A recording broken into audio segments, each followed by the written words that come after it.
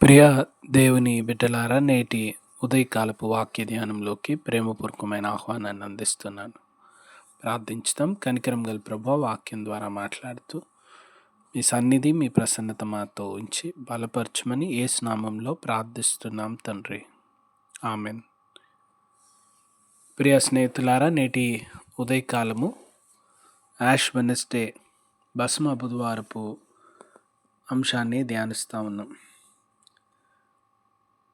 మత్తయి సువార్త, మార్కు సువార్తలో యేసు ప్రభుల వారు అరణ్యంలోనికి కొనిపోబడి 40 రోజులు 40 దినములు పగలు రాత్రులు ఉపవాసం ఉండిన తరువాత అపవాది చేత శోధింపబడుటకు కొనిపోబడినట్లుగా చూస్తున్నాం.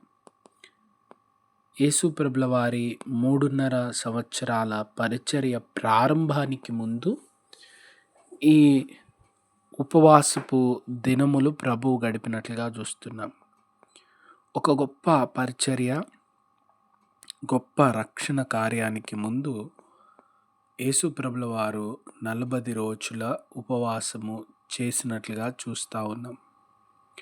40 రోజులు పగళ్ళు రాత్రులు యేసు ప్రభుల వారు సిద్ధపడినారు. విశ్వాస జీవితంలో ప్రభువే మనకు మాదిరి చూపిస్తూ ఉన్నారు. గొప్ప కార్యం, గొప్ప పరిచర్య చేయడానికి దేవుని సన్నిధి, దేవునితో దగ్గరగా జీవించడం, దేవునికి దగ్గరగా రావడం యొక్క ప్రాముఖ్యతను ప్రభు తెలియజేసినారు. మనందరం బాల్యం నుంచి వింటున్నటువంటి లెంట్ అనగా వసంతకాలం, అంటే పగలు పెద్దగా రాత్రులు చిన్నగా ఉండడం, వెలుగు ఎక్కువగా చీకటి తక్కువగా ఉండడం. సంస్కృత పదంలో ఉపవాస అంటే ప్రభువుకి, దేవునికి దగ్గరగా రావడం. ఈ కాలమంతా దేవునికి దగ్గరగా ఉండడానికి, ప్రభువుకు సమీపంగా జీవించడానికి, దేవునితో కలిసి జీవించడానికి అవసరమైనటువంటి దినములు. దీనికి సిద్ధపాటు కావాలి. ప్రభువుకి దగ్గరగా జీవించడానికి, ఉపవాసం ఉండడానికి, దేవుని సన్నిధికి రావడానికి సిద్ధపాటు చాలా ప్రాముఖ్యమైన అవసరం. యూకేలో, లండన్, యూకే, యునైటెడ్ కింగ్డమ్ అంతట్లో యాష్ వెనస్డేకి, భస్మ బుధవారానికి ముందు రోజు ష్రోవ్ ట్యూస్డేగా చేస్తారు. ష్రోవ్ అనేటువంటి పదము రోమన్ ష్రివెల్ అనేటువంటి ష్రివెనింగ్ అనే మాట నుంచి వచ్చింది. అంటే ఒప్పుకోలు మంగళవారం. ఈ దినాన ప్రభు సన్నిధిలో తమ తప్పిదాలను ఒప్పుకొని రేపటి నుంచి లెంటులో గడుపుతామని సిద్ధపడతారు. చాలా సాంప్రదాయాల్లో లెంట్ ముందు రోజు ఈ సంవత్సరంలో ఎవరితో కోపంగా ఉంటే, తప్పు చేసినట్లయితే క్షమాపణ కోరుతారు. గురువుల సంఘాన్ని క్షమాపణ కోరుతారు. ఏదన్నా పొరపాటు ఉంటే దయచేసి క్షమించండి అని.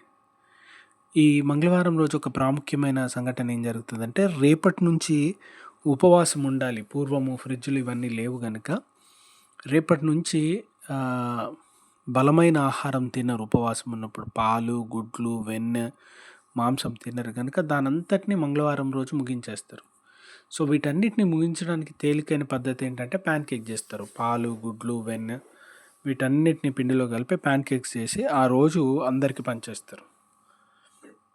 మంగళవారం రోజు బలమైన మాంసాహారము మరియు అటువంటి ఆహారం ముగించి వేయబడ్డది కనుక బుధవారం నుంచి సాధారణమైన ఆహారం ఉంటుంది. వారిని శోధించడానికి, వారి శోధనకు గురి కావడానికి ఆస్కారమైంది అక్కడ ఏది ఉంచట్లేదు. ఇక్కడ ఆచారంలో, ఈ పద్ధతిలో ప్రాముఖ్యమైన విషయం ఏంటంటే, నీవు చేయాలనుకున్న దానికి సిద్ధపడతా ఉన్నావా? నువ్వు ప్రభు దగ్గరికి రావడానికి అడ్డంకిగా ఉన్నదాన్ని విడిచిపెడతా ఉన్నావా? లెంట్ అంటేనే దేవునికి దగ్గరగా రావడానికి ఏది కష్టంగా ఉందో దాన్ని విడిచిపెట్టాలి.